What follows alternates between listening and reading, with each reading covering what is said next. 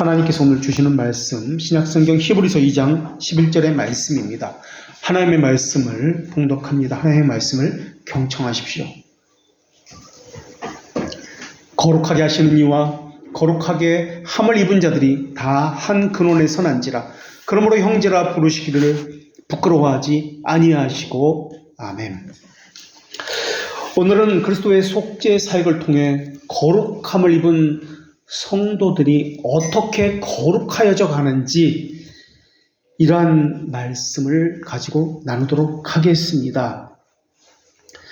복음은 하나님의 거룩하심을 나타내기에 하나님의 실존, 하나님의 현존을 우리로 하여금 접하게 만들어 주고 있습니다. 하나님의 영광을 바라보게 합니다. 복음은 주님의 형상으로 변화하게 만드는 능력이 있습니다. 오늘 본문에 보면 거룩하게 하시는 이, 거룩하게 함을 입은 자들이라는 단어가 나옵니다. 이것은 현재 분사용으로 사용되어서 계속해서 거룩하게 하시는 분, 거룩하게 계속해서 변해가는 그러한 의미로 사용된 단어입니다. 그러니까 지속적으로 완전한 거룩을 향해서 점점 나아간다는 개념을 가지고 있는 그런 단어입니다. 복음은 우리에게 가식을 벗어 던지게 하고 고결한 하나님의 목적, 하나님의 방침을 향해 나아가게 합니다. 거룩은 타락한 본성에는 분노하고 눈을 찌푸립니다. 그러나 복음을 통해서 얻은 거룩의 회복에는 거룩은 다 살아온 웃음을 보냅니다. 하나님의 거룩은 하나님의 정의와 연결되어 있기 때문에 그러합니다. 그렇기 때문에 복음은 죄들을 진압할 뿐만 아니라 티끌과 같은 사악함도 우리 안에 있기를 인정하지 아니합니다. 하나님은 복음 안에서 거룩함의 보좌 위에 높임을 받으시는 분이 하나님이십니다. 그리고 우리를 거룩함의 형상을 닮아가도록 우리를 고양시켜 주시는 분이 또한 하나님이십니다. 내가 거룩하니 너희도 거룩할지어다 라는 이 말씀을 따라서 이 땅에서 이 말씀이 이루어져 가는 것을 볼 수 있습니다. 그런데 믿는 사람 중에 많은 사람들이 예수 그리스도의 보혈로 구원받는다는 말은 합니다. 그러나 구원받은 자는 실제로 거룩해져 간다, 거룩하게 변해져 간다는 말은 하지 않고 있습니다. 왜냐하면 그들은 쉬운 구원을 바라기 때문에 그렇습니다. 자기에게 유리한 것은 말을 하는데 불리한 것은 말하지 아니하고 숨겨두기 때문에 그렇습니다. 이런 것은 자신을 외형적으로 포장하는 형태들입니다. 그래서 소위 성화라고 하는 것, 이러한 주제를 사람들은 아주 싫어합니다. 그래서 많은 사람들은 십자가의 보혈만 가지고 구원을 이야기합니다. 또 어떤 사람은 정통교리를 추구한다고 하는 그 사실에 안주해서 경건 생활에 대해서 소홀히 합니다. 또 어떤 사람은 안일하게 세상의 삶을 영위하면서 동시에 복음적인 교인이라고 자신을 자처하면서 바른 신앙생활을 하는 것이 언제든지 가능하다고 생각하고 있습니다. 그런데 구원은 사람들이 생각하는 것처럼 그렇게 쉬운 것이 아닙니다. 성경 말씀에 의하면 성화되지 않은 사람은 구원받은 사람이 아닙니다. 신앙의 선배들도 믿기만 하면 구원받는다는 식의 신앙 지상주의를 배격했습니다. 하나님은 하나님의 자녀에게 말씀의 순전한 젖소의 맛을 알게 하십니다. 그것을 간절히 사모하는 영적인 미각을 주셨기 때문에 그렇습니다. 그래서 하나님의 말씀을 간절히 사모합니다. 하나님의 뜻은 이것이 너희의 거룩함이라 라는 말씀처럼 말씀을 사모할 뿐만 아니라 거룩함을 또한 실제로 사모합니다. 하나님은 신령한 맛을 아는 지식을 주셨을 뿐만 아니라 거룩을 사모하는 심정을 또한 주셨습니다. 그래서 거룩을 향해서 점점 나아가게 하십니다. 그런데 어떤 사람들은 이런 칭의 그리고 성화, 소위 말하는 성화를 구분해 버립니다. 또 어떤 사람은 칭의를 없애버리고 윤리도덕적인 이러한 거룩 성화만을 이야기합니다. 이러한 사상은 잘못된 신앙의 형태들입니다. 그래서 오늘은 우리가 성화라고 불리는 이 거룩에 대해서 참 본질이 무엇이며 어떻게 이것이 이루어져 가는지를 살피고자 합니다. 우선 칭의라고 우리가 알고 있는 죄들의 용서, 이 칭의와 성화를 공통적인 것들을 말씀드리면 칭의와 성화 모두 하나님께서 값없이 주시는 은혜입니다. 칭의와 성화는 모두 그리스도께서 영원한 언약을 통해서 자기 백성을 위해서 이루신 구원 사역입니다. 그래서 칭의와 성화는 어떤 사람에게는 칭의만 나타나고 어떤 사람에게는 성화만 나타나고 이런 것이 아니라 모두 주의 백성에게는 동일하게 칭의와 성화가 동일한 사람에게 발견된다는 사실입니다. 의롭게 된 사람은 항상 성화되는 사람이고 성화되는 사람은 항상 의롭게 된 사람입니다. 하나님은 이 둘을 짝지어 주셨고 결코 나뉘어질 수 없게 만들어 주셨습니다. 그래서 칭의와 성화는 어느 것이 먼저 시작되고 어느 것이 나중에 시작되는 이런 것이 아닙니다. 이 둘은 언제나 동시에 함께 시작합니다. 의롭다 여김을 받는 그때 성화도 함께 시작되는 것입니다. 그래서 누구든지 천국을 다다르기 위해서는, 천국에 이르기 위해서는 죄들의 용서, 이 칭의와 더불어서 새로워진 마음, 이것이 있어야 합니다. 그리스도의 보혈과 함께 성령의 은혜가 있어야 합니다. 그래서 우리는 하나님의 나라에 들어가려면 영원한 영광에 합당한 이름을 가져야 될 뿐만 아니라 그 이름에 걸맞는 자격을 그리고 그러한 성품을 갖는 사람이 되어야 합니다. 이것이 칭의와 성화의 공통점입니다. 그렇다면 칭의와 거룩, 소위 말하는 성화의 다른 점은 무엇입니까? 대교리문답 77문에 의하면 칭의는 주 예수 그리스도의 공의를 전가한다는 점에서 칭의를 통해서 얻는 의로움은 우리의 것이 아니다라고 이야기합니다. 그래서 루터는 이것을 낯선 의라고 이야기합니다. 이질적인 의라고 이야기합니다. 본래 우리의 것이 아니라는 측면에서 이야기합니다. 그리스도의 의라는 측면에서 이야기합니다. 그러나 성화는 그 정도가 아주 미약할지라도 내면에서 실제로 의롭게 되는 것을 이야기합니다. 성령께서 은혜를 주입하시고 그것에 따라서 살게 한다는 점에서 칭의와 성화는 서로 다릅니다. 삶이 계속되는 하늘에서 지속적으로 자라고 확장한다는 것이 성화입니다. 칭의는 하나님의 측면이라면, 그래서 단번에 완성되고 완전한 것이라면, 성화는 사람의 측면이기 때문에 천국에 이르기까지 완전은 이 땅에서 있을 수가 없습니다. 시간 내에서 일어난 일이기 때문에 반복적이고 점진적으로 일어나는 일입니다. 칭의는 죄가 용서받는 법정적인 것이라면 성화는 실제 죄가 굴복당하는 점에서 칭의와 성화는 서로가 다릅니다. 칭의는 하나님 앞에 우리가 서는 것과 관련되어집니다. 죄책으로부터 구원받는 것과 관련되어집니다. 그런데 성화는 우리의 선천성이 마음의 갱신과 관련된 것이 성화입니다. 그래서 칭의는 우리로 하여금 하나님의 나라 천국에 들어갈 자격을 주는 것이 칭의라면은, 그 담력을 주는 것이 칭의라면, 성화는 우리로 하여금 천국에 들어가는 합당한 자세, 성품을 갖게 하는 것이 성화입니다. 우리가 천국에서 살아갈 때 천국을 누리도록 준비시켜주는 것이 바로 이 성화입니다. 칭의는 우리 밖에서 행하시는 하나님의 행위이기 때문에 다른 사람이 쉽게 분별하지 못합니다. 그러나 성화는 그렇지 않습니다. 다른 사람이 느낄 수 있고 발견할 수 있습니다. 하나님이 거룩하게 하시기 때문에 그 하나님을 믿는 자들은 거룩하게 되는 것은 또한 당연합니다. 그래서 하나님 중심으로 삶이 그 질서가 재편됩니다.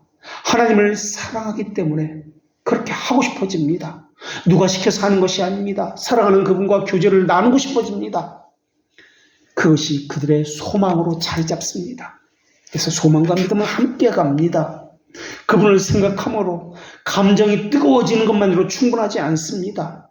이러한 모든 것은 성령께서 하시는 것이지만, 그래서 불이시다라고 성령님을 향해서 말하고 있지만은, 그분을 향해서 뜨거운 마음만 가지고 있는 것이 아니라 그분을 향해 나아가고 싶고 만나고 싶어집니다. 그분의 말씀이 다 믿어지게 만들고 그분의 말씀을 다 수용하게 만듭니다. 마음에 간직해 두게 만듭니다. 그리고 마음에 간직해 둔 그 말씀대로 순종하고 싶어집니다. 나를 사랑하면 내 계명을 지킨다는 말씀이 그 사람에게서 나타납니다. 그분의 말씀 중에 불의가 너의 장막에 머물지 못하게 하라라는 그 말씀이 생각이 납니다. 그래서 내 마음에서 죄를 향한 미움이, 분노가 치솟기 시작합니다. 죄를 혐오하기 시작합니다. 그러면서 구원의 핵심적인 요소인 성령의 내주하심의 그 증거들이 나타나기 시작합니다. 세상에 들려오는 유혹의 소리에 귀를 기울이지 않게 됩니다. 그것의 가치를 느끼지 못하게 됩니다.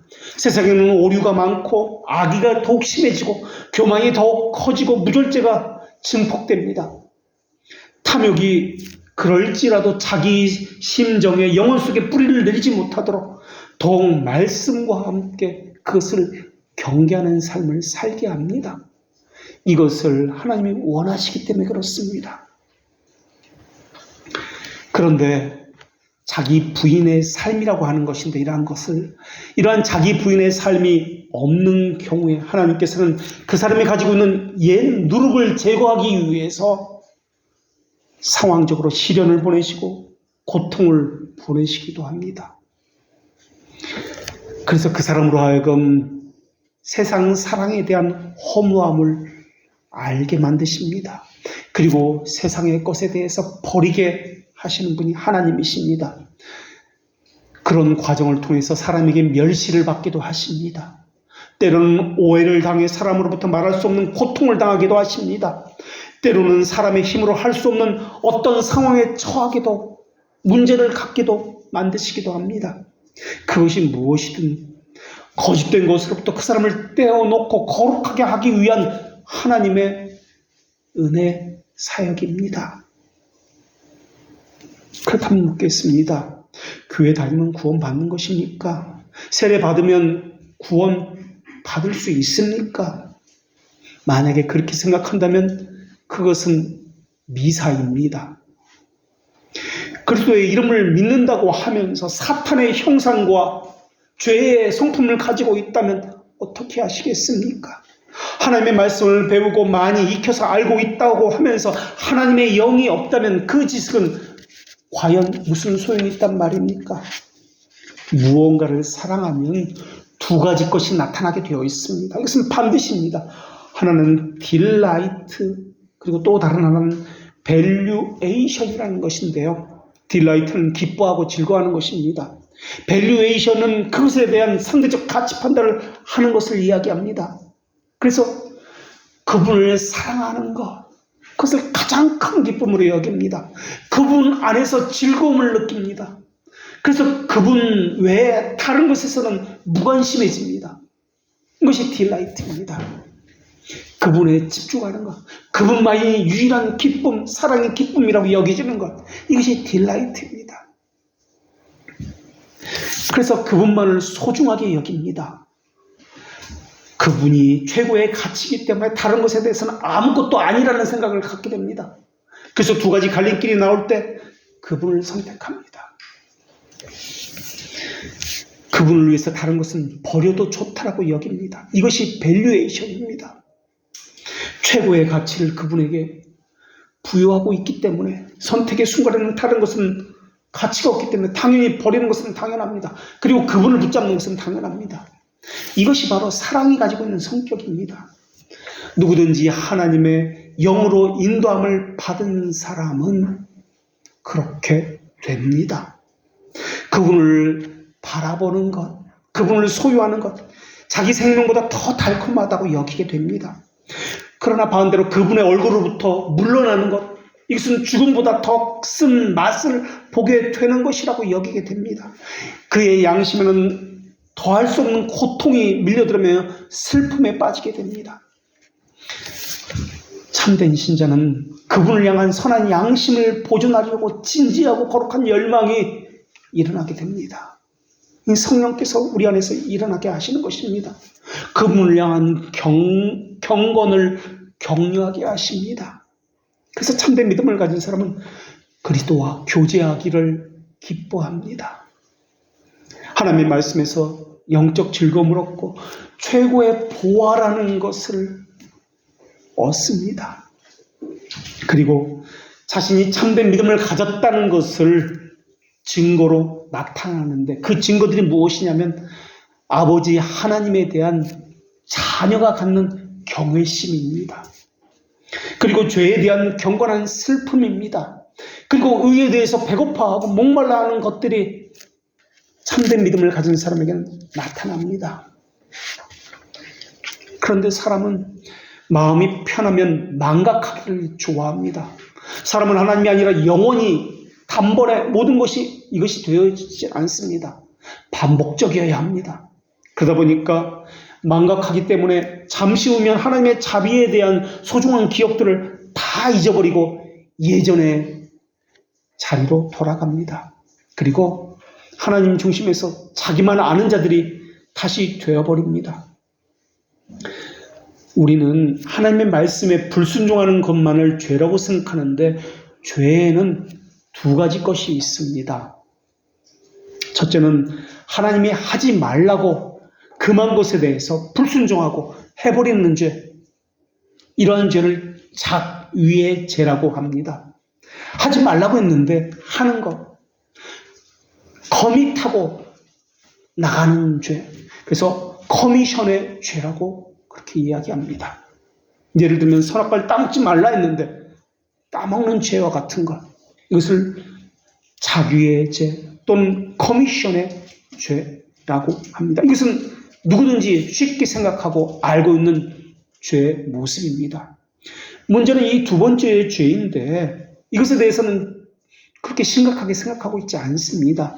이 두 번째의 죄는 뭐냐면 하나님이 요구하셨는데 거기에 이르지 못한 것을 이야기합니다.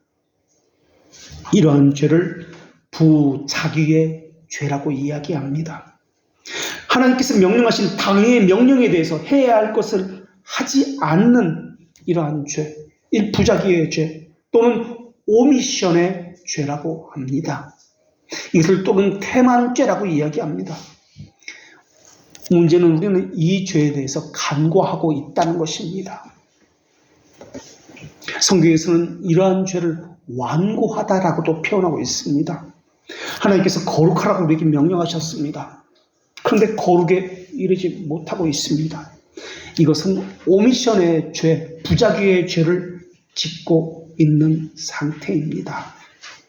죄라는 것은 짓는 것만 죄가 아니라 해야 할 것을 하지 않는 것도 똑같이 죄입니다. 어떤 의미에서는 그것은 더 큰 죄입니다.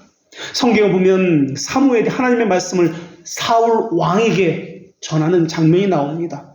엄하게 책망하는 장면이 있는데 사무엘이 하나님의 말씀을 전하면서 뭐라고 하냐면 거역하는 것은 점치는 죄와 같고라고 합니다. 거역하는 것은 하나님의 말씀을 거역하는 것, 하라고 했는데 하지 않는 것은 점치는 죄와 같고, 그리고 완고한 것은 살아있는 우상에게 절하는 죄와 같다라고 합니다. 그러면서 사무엘이 사울왕이 또 뭐라고 얘기하냐면 그래서 여호와의 말씀을 왕이 버리셨으므로 여호와께서 왕을 버려 왕이 되지 못하게 하셨나이다. 사무엘상 15장 23절에서 그렇게 말씀하고 있습니다. 거역하는 죄, 자기의 죄, 커미션의 죄는 점치는 것과 같다라고 이야기합니다. 그리고 완고한 것, 이것은 우상에게 절하고 있는 것과 같은 죄라고 이야기합니다. 완고하다는 것은 하지 않는 것을 이야기합니다. 하라는 것인데 하지 않는 것입니다. 이것 때문에 하나님은 왕을 버리셨습니다.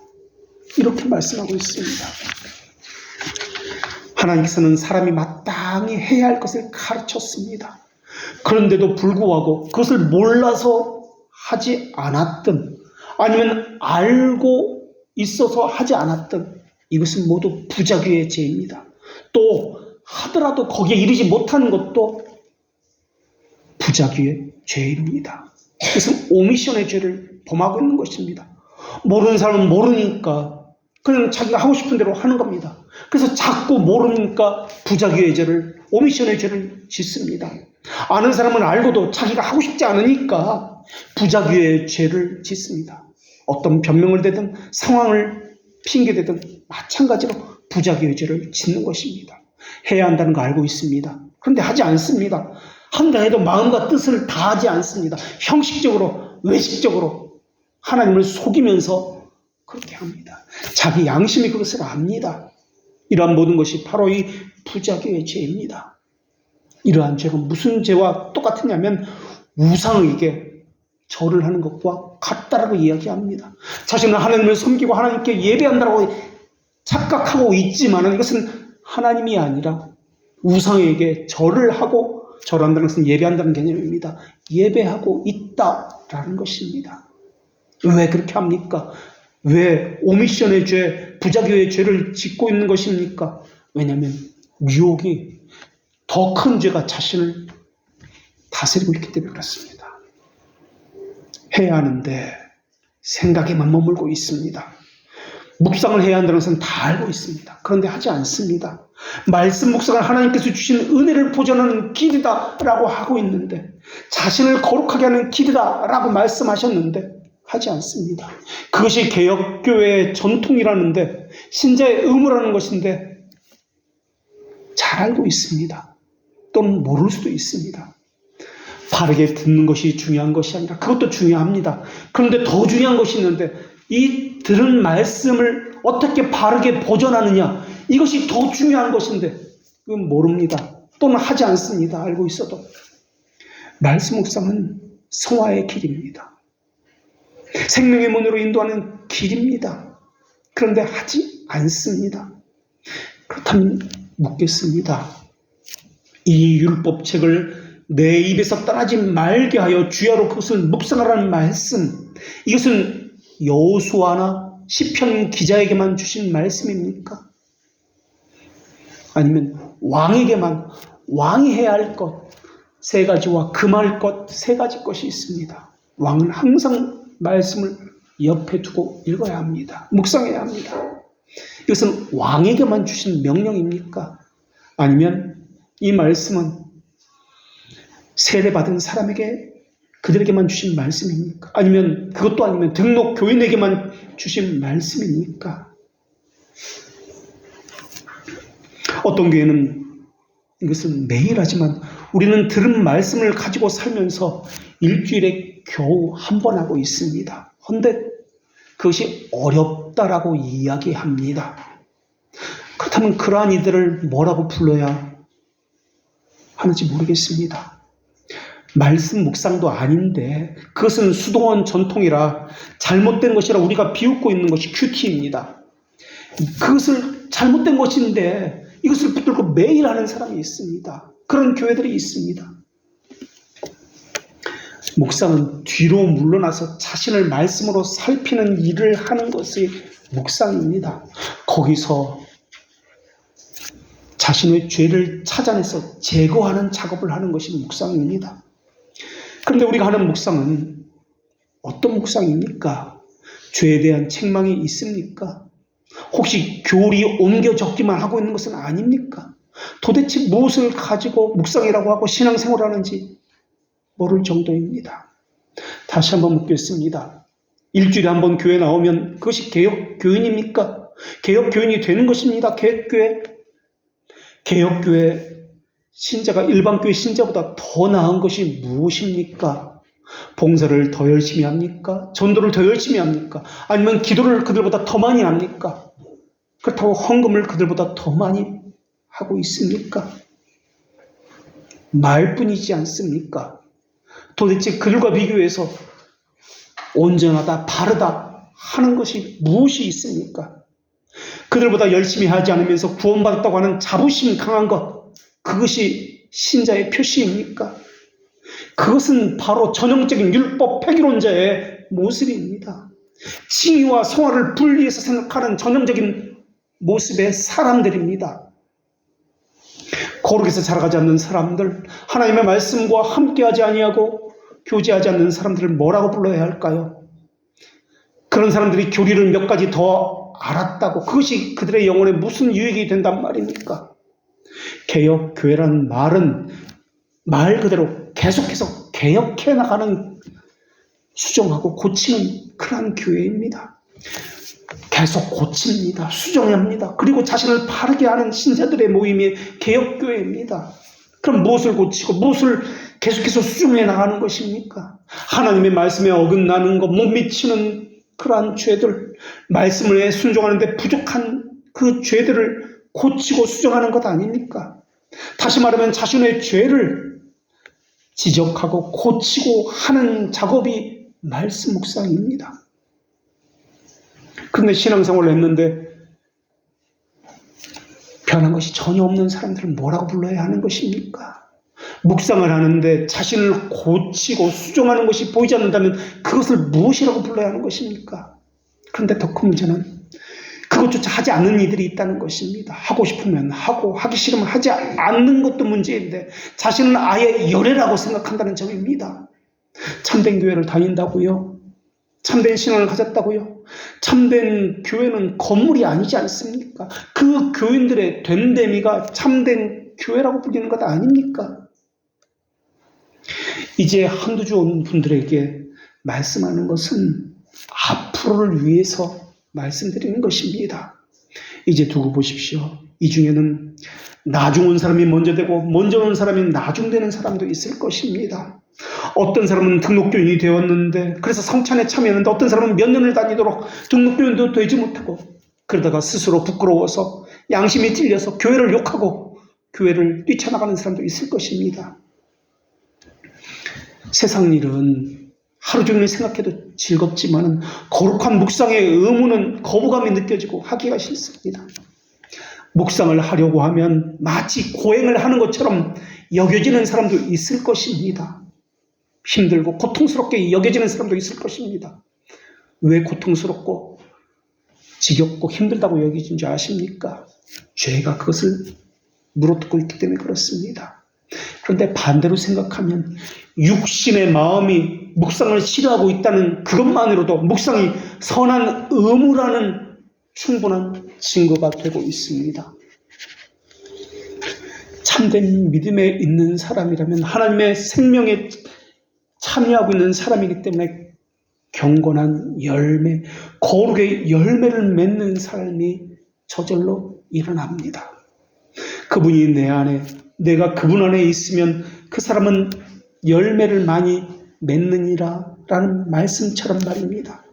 그런데 마음과 삶에 거룩한 영향이 미쳐지지 않는다면 이것은 거짓된 연합일 것입니다. 외식일 것입니다. 그것은 마귀와의 연합일 것입니다. 그렇다면 여러분에게 다시 묻습니다. 무엇이 어떻게 경건한 삶으로 여러분을 나타내고 있습니까? 여러분이 참된 신자라는 것을, 참된 믿음을 가졌다는 것을 증거하고 있습니까?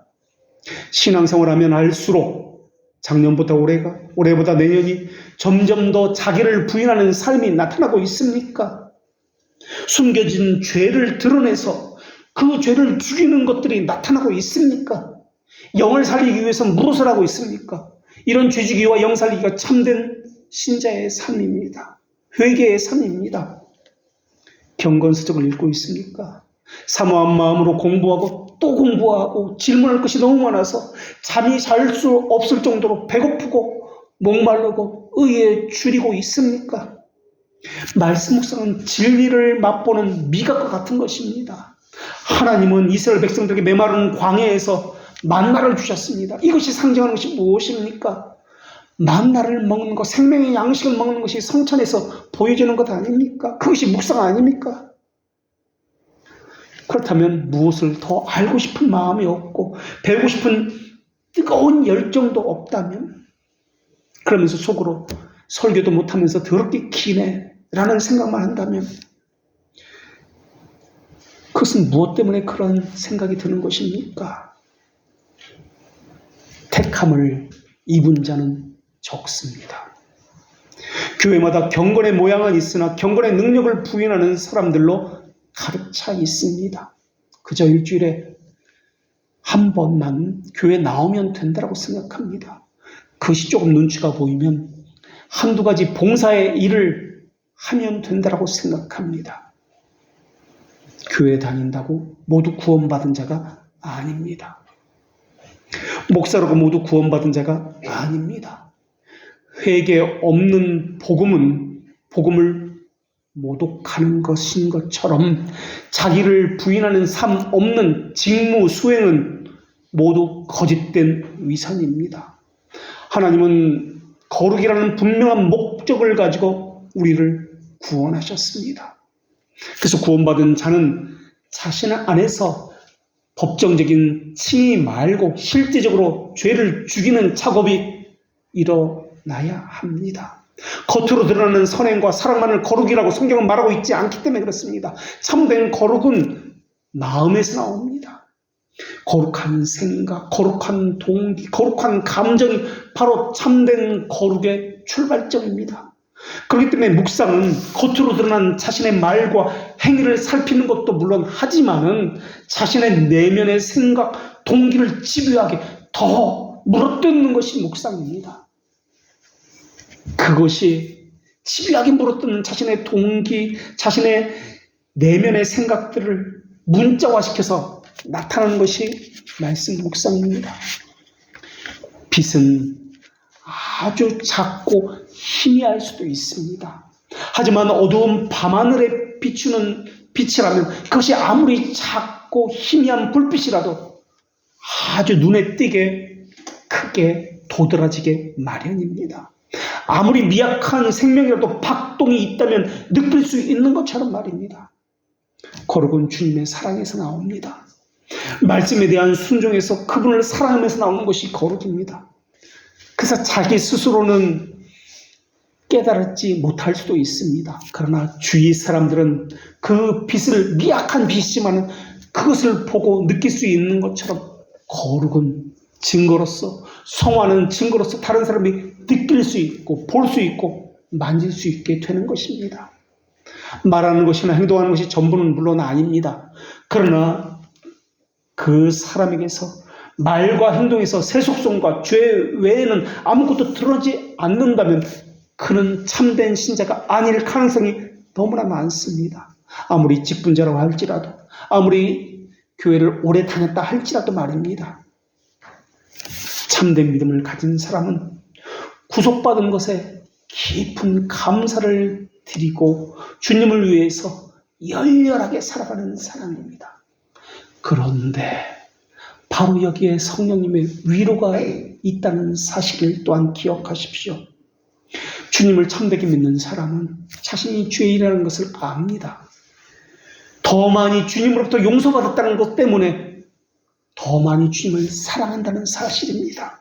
더 많은 은혜를 받았기 때문에, 다른 사람보다 더 큰 죄를 져서 더 큰 은혜를 받았기 때문에 더 많이 섬길 수밖에 없다는 것, 이것이 하나님께서 우리에게 주시는 위로입니다. 더 다른 사람보다 자신을 내어주게 됩니다. 더 낮아지게 됩니다. 우리는 교회 현장에서 얼마나 내 자신이 불완전하고 얼마나 하나님 앞에 아집과 독선과 교만으로 뭉쳐진 존재인지 교회를 섬기면 섬길수록 더 많이 배우게 됩니다. 10년을 신앙생활에서도 변하지 않고 그대로입니다. 이 말은 실제 변하지 않았다는 말이 아니라 자기가 자기에 대해서 그렇게 나는 변한 것이 없어 라고 느끼고 있다는 말입니다. 세월이 갈수록 더 많이 알고 배웠기 때문에 더 많은 죄가 발견됐기 때문에 그렇습니다. 참으로 성화되어 가는 사람은 겸손으로 옷을 입기 때문에 그렇습니다. 그래서 자기 자신에게는 잘하는 것이 전혀 보이지 않습니다. 오히려 죄가 더 많아지는 것처럼 보입니다. 오히려 연약함과 부족함만 더 많이 보입니다. 노년의 바울이 디모데에게 무슨 말을 했는지 우리 알고 있지 않습니까? 그 노인이 무슨 죄가 그렇게 많길래 자신은 죄인 중에 괴수라고 그렇게 말을 할 수 있었단 말입니까? 죄가 많아서가 아니라 그만큼 더 많이 깊어졌다는 뜻입니다. 더만큼 높아지고 죄가 그만큼 더 많이 보이게 되었다는 말입니다. 실제 죄를 더 많이 저질렀다는 뜻이 아닙니다. 그런 사람이 어떻게 편을 가르고 당을 짓고 나누고 교회에서 어떻게 무엄한 행동을 할 수 있겠습니까? 자신은 죄인 중에 괴수인데 말입니다. 그런 사람이 하나님의 거룩한 이름을 위해서 무엇이든지 하고 싶다는 생각이 드는 것은 당연한 것 아닙니까?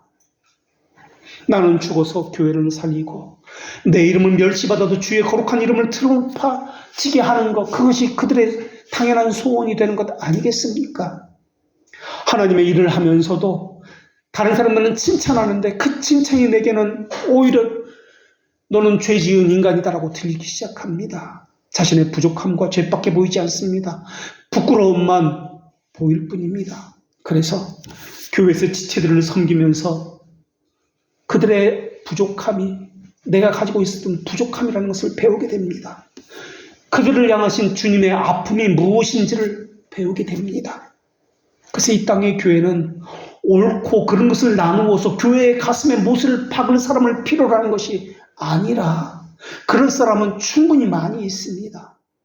이 땅의 교회는 눈물로 교회의 상처를 씻어주고 용서해주고 그들을 위해서 기도할 사람들이 필요합니다. 바로 나의 모습이 바로 그 사람들의 모습이다 라는 것을 깨닫고 그들을 위해서 눈물로 그들의 이름을 부르면서 기도해야 할 사람이 한국교회는 필요합니다. 그런 의미에서 우리는 도덕 바른 진리로 무장하며 참된 회개의 삶을 살아야 합니다. 이것이 거룩입니다. 참된 회개의 삶은 말의 교리, 혀의 교리가 아니라 삶의 교리입니다. 자기 안에 있는 죄를 실제로 끄집어내어서 죄를 죽이는 일들이 하나하나 일어나야 합니다. 주님은 우리를 만나서 죄들을 용서해 주셨습니다. 그리고 주님의 마음이 무엇인지를 알게 해주셨습니다. 그런데 사탄은 주님의 마음을 아는 사람을 가장 미워합니다. 주님을 사랑하는 사람에게는 그래서 사탄은 때로는 근거 없는 비난을 퍼부을 때가 많습니다. 때로는 쓸데없는 오해에 휘말리기도 하고 심하게 마음고생을 시킬 경우가 많이 있습니다. 그래서 그 사람으로부터 하나님을 떼어놓게 하기 위해서. 그러나 그럴수록 그 사람은 하나님의 마음이 어떤 것인지를 더 많이 배우게 됩니다. 이것이 역설입니다. 사람은 갑속에 든 칼과 같아서 평소에는 깊이 묻혀 있지만은 교회를 사랑하는 사람, 주님을 바르게 섬기려고 하는 그 사람을 향해서는 날성 칼을 들이밀면서 그 사람을 찌르려고 할 것입니다.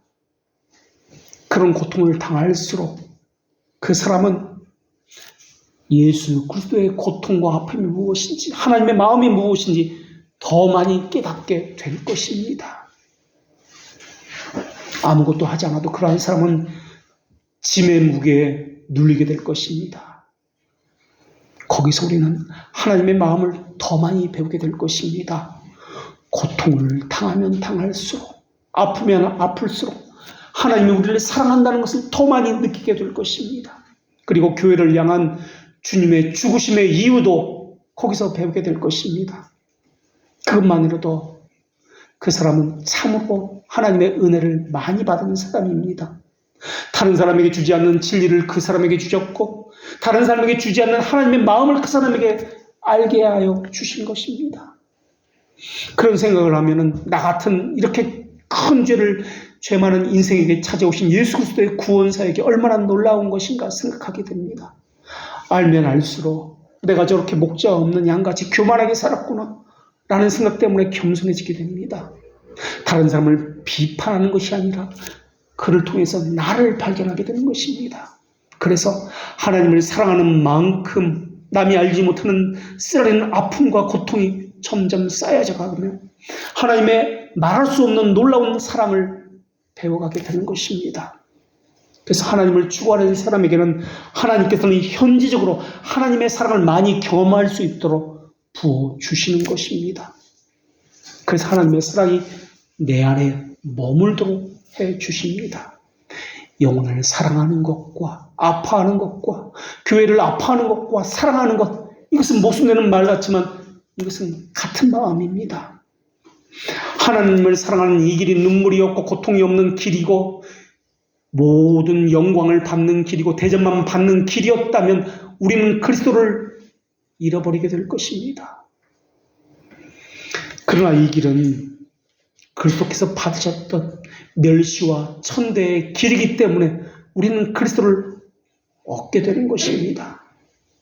그러면서 하나님을 추구하는 교회 현장에서 그 아픔과 고통의 눈물의 현장에서 그리스도만이 나의 위로고 나의 친구라는 사실을 체험하게 됩니다. 사단은 더더욱 이간질하고 참소할지도 모르겠습니다. 그래서 가장 가깝다고 생각하는 친구, 부모, 사랑하는 사람이 내 마음을 몰라줍니다. 그리고 핍박을 합니다. 그러나 오직 주님만은 내 마음을 알아주고 나를 위로해 줍니다. 그것이 그 사람의 기쁨이요, 유일한 그를 살아 움직이게 하는 소망입니다. 그것이 주님이 나의 친구라는 의미입니다. 그래서 주님을 더욱 붙들게 만들고 사랑하게 만들고, 그리고 주님이 싫어하는 내 안에 있는 죄를 더욱 제거해서 깨끗하게 만들어 가고 있는 것입니다. 거기서 주님의 사랑을 더 배우게 됩니다. 그리고 하나님과의 바른 관계를 더 사모하게 만듭니다. 사탄은 어떤 방법을 동원하든지 우리를 좌절시키고 침륜에 빠지게 합니다. 때로는 보태주기도 합니다. 때로는 띄워주기도 합니다. 때로는 반대로 빼앗기도 하고 그 사람을 멸시하고 낮추기도 합니다. 공중에 몰아넣기도 하고 우리의 이름을 공중에 띄워 보내기도 합니다. 그런데 만약에 하나님을 사랑하지 않았다면 우리는 교회를 위해서 아파할 일도 없고 울어야 될 일도 없을 것입니다. 때로는 목양의 길을 가지 않았더라면 발견할 수 없었던 수많은 가시들, 목양의 길을 걸어감으로써 내 안에서 발견하게 됩니다. 그것까지도 견뎌내고 참아야 하는 이유는 사랑하는 하나님이 나와 함께 한다는 확신 때문에 그렇습니다. 그리고 지금은 부족하고 아직도 모자르지만 나를 주님께서 만들어가고 계신다라는 사실을 알기 때문에 그렇습니다. 그래서 그것이 아무리 고난의 길이고 인내의 길이고 십자가의 길이라 할지라도 사랑하는 그분이 원하시기 때문에 그 길을 걸어가는 것입니다. 수많은 신앙의 선배들이 그 길을 지금까지 걸어오면서 교회를 지켜왔던 것 아닙니까? 얼마나 그들에게 수많은 사탕발림과 회의가 있었겠습니까? 그래도 그것을 다 거부해왔습니다. 심지어 그들은 죽음까지 두려워하지 않았습니다.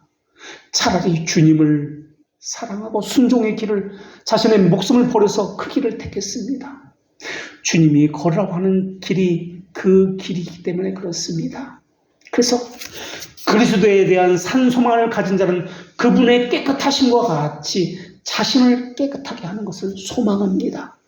하나님이 거룩하니 너희도 거룩하라는 그 말씀처럼 하나님의 형상을 입은 자는 거룩하게 하시는 분에게 연합되었기 때문에 그렇습니다. 그래서 하나님께서는 그리스도께서 교회를 사랑하시고 그 교회를 위해서 자신을 주심같이 자신을 교회를 위해서 내어줍니다. 그렇다면 우리는 어떻습니까? 우리는 교회를 위해서 자신을 내어주기까지 하고 있습니까? 자신의 생명을 주기까지 교회를 사랑합니까? 또 하나님께서는 또 교회를 물로 씻어 말씀으로 깨끗하게 하사 거룩하게 하셨다고 말씀하셨습니다. 정말 우리는 교회를 물로 씻어 말씀으로 깨끗하게 하는 작업을 하고 있습니까? 혹시 진리의 말씀이 무엇인지 모른 채 무지 가운데 여전히 자기의 죄, 부자기의 죄를 저질고 있는 것은 아닙니까? 교회는 건물이나 사람들의 모임이 아닙니다. 하나님의 말씀으로 자신을 깨끗하게 하는 자들이 바로 교회입니다. 자기를 깨끗하게 함은 중생의 귀결이요 필연적인 결과입니다. 이 거룩은 성화는 하나님의 택하심을 받았다는 확실한 표지입니다.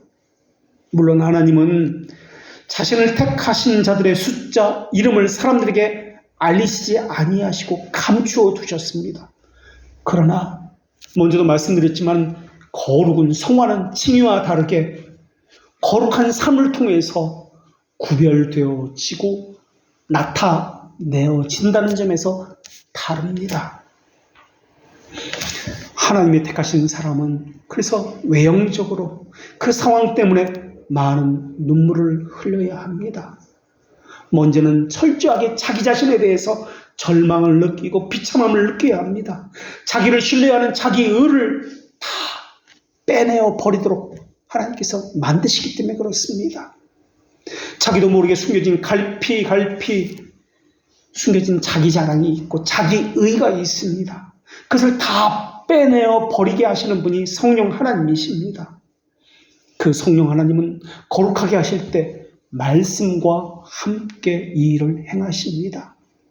때로는 하나님은 환난과 고통을 그 영혼을 거룩하게 만드시는 재료로 삼으시기도 합니다.